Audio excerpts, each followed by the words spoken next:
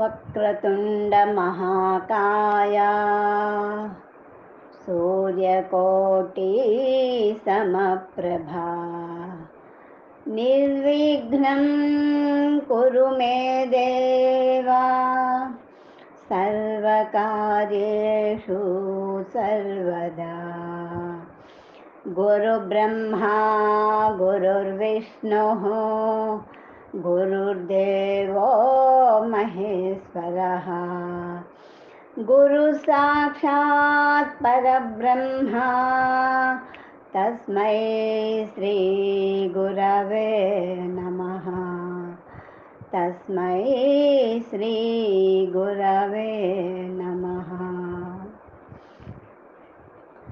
ఓం సద్గురవే నమః. శ్రీ ఏకనాథ భాగవతం 3వ రోజు పారాయణం.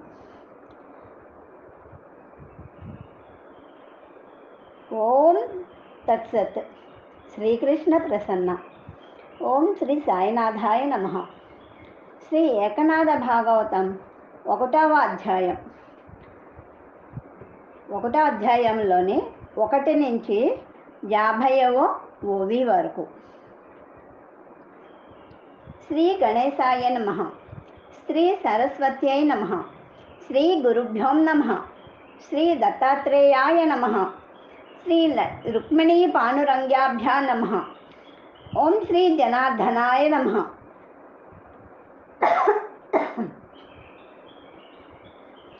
ఓంకార స్వరూపులైన శ్రీ జనార్దన స్వామికి నమస్కారములు.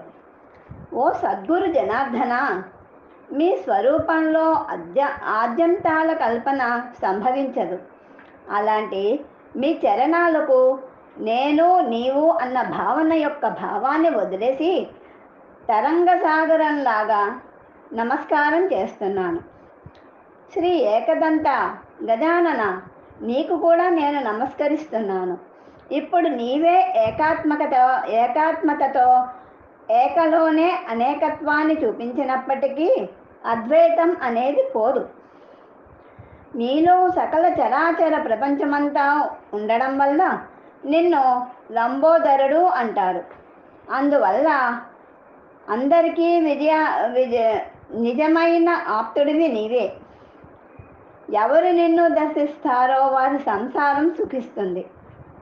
అందువల్లే నీకు విఘ్నహర్త అనే ఉత్కృష్టమైన పేరు శోభిస్తుంది. ఓ గజరాజా, ఆనందమే నీ వదనం. 4 పురుషార్థాలే నీకు 4 భుజాలు. ప్రకాశానికే ప్రకాశాన్నిచ్చే నీ దంతాలు మెరుస్తూ ఉంటాయి. పూర్వ మీమాంస, ఉత్తర మీమాంస, ఇవి 2 నీ చెవులకు పెట్టబడి ఉన్నాయి. ముఖంలో పద, పశ్యంత, మధ్యమ, వైఖరి, ఈ 4 వాణులు చేతులు జోడించి నిలబడి ఉన్నాయి. ఓ వినాయక, నీ దృష్టి సర్వసృష్టిని ఒక్కసారే ఆత్మరూపంలో కనిపింపచేసి దివ్య సుఖ సంతుష్టిని కలిగిస్తుంది. సుఖం అనే కడుపు పెరిగి ఉంది. నాభిలో ఆనందం నిండి ఉంది. బోధ అనే నాగబంధం మొలత్రాడులాగా నాభి కింద శోభిస్తూ కనిపిస్తోంది. శుద్ధ సత్వం అనే సుందర శుభ్ర వస్త్రాన్ని నీవు ధరించి ఉన్నావు. నీ దేహం వల్లే దేహం పైన బంగారు నగలకు శోభ వచ్చింది. ప్రకృతి పురుషుడు ఈ 2 నీ చరణాలు అయి ఉన్నాయి. వాటిని మడిచి వాటిపై సహజాసనంలో నీవు పూర్ణత్వంతో శోభిస్తావు. నీ క్షణమాత్ర దర్శనం అయినా చాలు, మరి వెతుకుదామన్నా విఘ్నాలు కనిపించవు. నీ చేతిలోని గొడ్డలి సంసార పాశాన్నే ఛేదించేది అయి ఉంది. అనన్యభావంతో ఏ భక్తుడి నీకు ప్రీతిపాత్రుడవుతాడో అతనికి నీవు భవ సంకటాల నుంచి విముక్తుని చేసి నీవే స్వయంగా అతనిని నీ అంకుశంతో నీ వద్ద ఉంచుకుంటావు. ఎవరు నిజంగా నిరపేక్షతో ఉంటారో వారి సుఖాన్ని నీవే పెంచుతావు. వారికి నీవు నీ స్వహస్తాలతో హర్షం అనే ఉండ్రాళ్ళనిచ్చి తృప్తిపరుస్తావు. సూక్ష్మం కన్నా అత్యంత సూక్ష్మ వస్తువులలో కూడా నీ అధిష్టానం ఉంటుంది. అందువల్ల మూషిక వాహనుడు అనే పేరు నీకు శోభిస్తుంది. చూడబోతే నీవు పూర్తిగా మనిషివి కాదు, పూర్తిగా ఏనుగువి కాదు. నీకు వ్యక్తం అవ్యక్తం వీటికి ఆవలి ఒడ్డున అయి ఉన్నావు, ఆవలి ఒడ్డువి అయి ఉన్నావు. ఈ గ్రంథం నిర్విఘ్నంగా చివరి వరకు నడవడానికి నిర్వికారుడివి అయి నీకు నేను పరమానందంతో నమస్కరిస్తాను. ఈ గ్రంథం నిర్విఘ్నంగా చివరి వరకు నడవడానికి నిర్వికారుడివి అయిన నీకు నేను పరమానందంతో నమస్కరిస్తాను. అలాంటి శ్రీ గజాననుడికి నేను అంటూ నమస్కారం చేసేవాడు ఎవరు? కారణం ఎవరు అక్కర్తో వారే ఈ గ్రంథ కథను విస్తరించేవాడు అయి ఉన్నాడు. ఇప్పుడు సారాసార విచారానికి కేవలమూర్తి చైతన్య రూపంతో సర్వదా ఇంద్రియ వృత్తులను నడిపించేది అయిన సరస్వతీదేవికి కూడా నమస్కారం చేస్తాను. వాక్కును పలికించి బుద్ధికి బోధన ప్రసాదించి ప్రకాశాన్నే ప్రకాశింపచేసే స్వయం ప్రకాశకురాలు అయిన ఆమె కంటిలోని దృష్టిలాగా లేక ఫలంలోని ఫలరసం యొక్క పుష్టిలాగా శివుని దేహంతో శక్తి రూపంతో ఉంటుంది. అలాగే చక్కెరకి మాధుర్యంలాగా లేక పుష్పాలలో మకరందంలాగా శివశక్తి సంబంధం కూడా అనాది సిద్ధంగా అతర్క్యంగా ఉంది. వాక్కుతో వర్ణింప శక్తం కానటువంటి ఆ ఆత్మస్వరూపం యొక్క రుచి వాణులన్నింటిలో శ్రేష్టతతో నింపబడి ఉంది. అందువల్ల వాగ్దేవతయై ఏ సరస్వతి ఉందో ఆమె గ్రంథానికి ఉత్తమ రుచిని కలిగిస్తుంది. జగత్తులోని సారాసారాన్ని వేరు చేసి హంసపై ఈ హంసావాహిని దేవత అతర్క్యము అగమ్యము అయి సహజాసనంలో కూర్చుంది. పరమహంసపై కూర్చున్నటువంటి ఆమె వివేక హంసే నిజంగా తెలుసుకుంటుంది. కానీ మూర్ఖులు, అత్యంత జడులు, అభాగ్యులు అయి ఉండేవారికి మాత్రం దగ్గర ఉన్నప్పటికీ ఆమె కనిపించదు. ఆమె స్వరూపాన్ని విచారిస్తే నిరాకారము విశ్వాకారము కూడా ఆమె అయి ఉన్నట్లు కనిపిస్తుంది. ఆమె తనంతట తానే అనుపమ కథానుసంధానం చేస్తుంది. ఈ మాటలు బాగున్నాయి అని మాటలతో ఎలా చెప్పగలరో అలాగే మనసులోనే ఉత్పన్నం అయ్యే స్తుతిభావం వాణితోనే గౌరవిస్తుంది అనుకోవాలి. ఆ వాగ్విలాస రూప పరమేశ్వరి సర్వాంగ సుందరి అయిన సరస్వతీదేవి లోపల బయట ఉండి స్వయంగా గ్రంథం యొక్క సుందర అర్థాన్ని చెప్పిస్తుంది. ఆమె సర్వదా స్వభావ సిద్ధంగా ప్రసన్నంగా ఉంటుంది.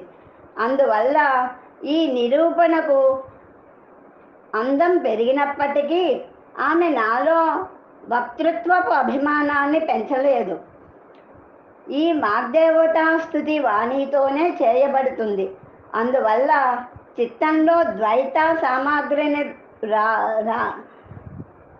రావటానికి చోటే లేదు. చిత్తంలో ద్వైత సామాగ్రి రావడానికి చోటే లేదు. ఆమె మాటలన్నీ మాట్లాడటాన్ని ఖండించి మౌనాన్ని కూడా సమూలంగా కొట్టేస్తుంది. కానీ దాని తర్వాత కూడా నిరూపణ చేయించింది. ఏది చెప్పటానికి అశక్యమో దానిని మాటలతో అంటే శబ్దంతో చెప్పించింది. అలాంటి ఏ సరస్వతి ఉందో ఆమెకి సేవకా భావంతో వేరుగా అయి నమస్కరించడానికి వెళ్ళాను. అప్పుడు నేను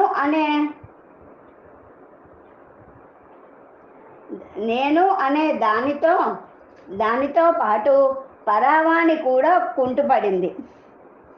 ఎక్కడ అహమ్మత్వానికి భావం ఉంటుందో అక్కడ నీవు అనే దానికి చోటెక్కడా?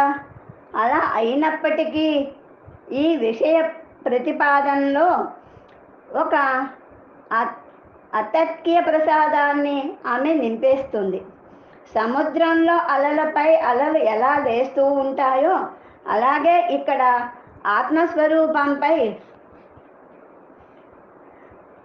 స్వరూపాకార శబ్దాలు అలలపై అలలుగా శోభిస్తున్నాయి. ఎలా అయితే చక్కెర కణాలు మధురము నుంచి భిన్నంగా ఉండవో అలాగే నిరూపణ శబ్దాలు బ్రహ్మరసంతో నిండి ఉండటం వల్ల బ్రహ్మ సుఖరసం నుంచి భిన్నం కావు. అక్కడ బ్రహ్మానంద రసవృత్తితో నేను అనే దానితో పాటు సరస్వతిని కూడా ఒకే కంచంలో కూర్చోపెట్టారు. ఆ యోగం వల్ల అభిన్న భావం యొక్క శ్రేష్టంతో తృప్తి అనే త్రేణుపులు రావటం వల్ల ఈ కథ చెప్పడం జరుగుతోంది. ఇప్పుడు సంతప్త జనులకు చల్లపరచడానికి స్వానంద జీవన వర్షాన్ని కురిపించేవారు చిదానందానికి కేవలం మేఘాలు అయిన సజ్జనులకు వందనం చేస్తాను. వారు చైతన్యాలంకారము లేక బ్రహ్మ విద్యకి శృంగారము లేక ఈశ్వరుడుండే మనోహర మందిరమే అవుతారు.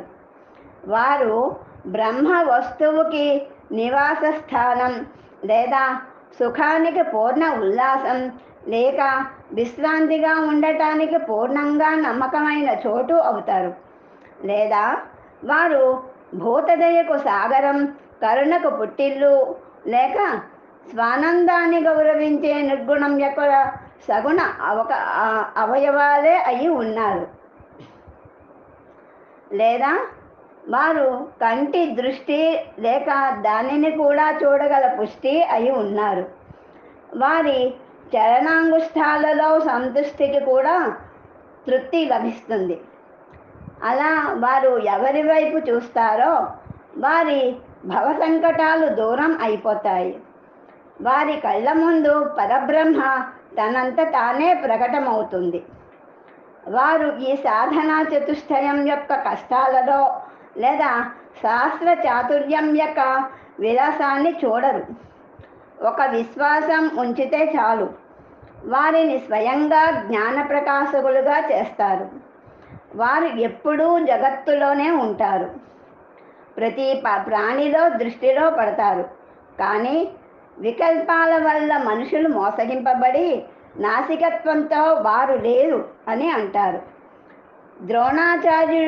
ద్రోణాచార్యుని మూర్తిని మృత్తికతో చేసి ఆ మూర్తినే గురువు అని భావించి భిల్లుడైన ఏకలవ్యుడు అనే పేరుగల సంపూర్ణ ధనుర్విద్యను ఏకలవ్యుడు అనే పేరు గలవాడు సంపూర్ణ ధనుర్విద్యను నేర్చుకుని అర్జునాదికుల కంటే కూడా మించిపోయాడు అన్న కథ మహాభారతంలో ఉంది. ఆ గురుభావమే ఈ కసాయి వాడికి ఫలద్రూపమైంది. తాత్పర్యం, జగత్తు విశ్వాసం లేకపోవటం వల్ల మోసపోయి కేవలం వికల్పంతో మోసగించబడింది. నిర్వికల్ప మనస్సుతో వారిపై ఒకసారి విశ్వాసం ఉంచి భక్తిభావంతో నిశ్చయంతో వారి చరణాలపై తల ఉంచితే అప్పుడు ఆత్మసత్తాకి అంటే ఆత్మానుభవానికి అల్పత్వం రాదు. వారికి తప్పనిసరిగా నమస్కరిస్తే వారు తమతో ఐక్యరూపంగా చేసేస్తారు. కానీ ఐక్యరూపంతో వారికి స్వయంగా సేవకులు అయి ఉండాలి. వారి సేవలో ఉన్న మాధుర్యాన్ని బ్రహ్మ సుఖంతో పోల్చడం కూడా తక్కువే అనిపిస్తుంది. అనన్య భక్తిభావంతో వారిని ఉపాసించేవారు ఆ ఆత్మస్వరూపం యొక్క నిజమైన రుచిని చూస్తారు. వారు ప్రకృతికి ఆవలి తీరంలో ఉంటారు. ప్రకృతి రూపంలో ఉండి కూడా వారు వికృతం అయి ఉంటారు. వారి మూలంగానే ప్రకృతి వికార వ్యవహారాలు బాధాకరం కావు. వారి భోగాలను వెగటు అనే లేక త్యాగాలను ఎక్కువ అని అనుకోక తమ సహజ స్థితిలోనే నిరంతరం వ్యవహరిస్తూ ఉంటారు. వారు జ్ఞానాన్ని ప్రదర్శించరు, పిచ్చితనాన్ని కూడా చూపరు. వారు స్వరూప ప్రాప్తి యొక్క గర్వం లేదా విస్మరణను మింగేసి సహజత్వంతో వ్యవహరిస్తారు.